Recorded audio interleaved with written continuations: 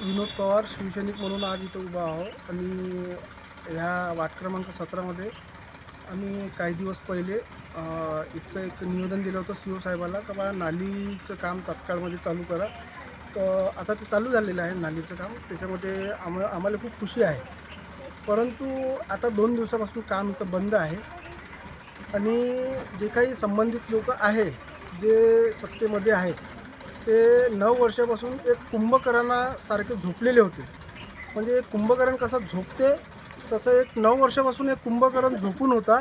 त्याला आत्ता जाग आला, म्हणजे निवडणुकीच्या तोंडावर त्याला जाग आला आणि तो एक बशासूर आहे, जे त्याला किती खाल्लं तर तो पचवासाठी झोपून राहते. तर आमचं एवढंच म्हणणं आहे की बा हे जे नालीनं आपल्या नगरपरिषदेनं जे काम चालू केलं, हे कुठं इथं थांबलं नाही पाहिजे. कंटिन्यू काम चालू राहिले पाहिजे. इथचे जे रहिवासी आहे यांना इथं त्रास होत आहे.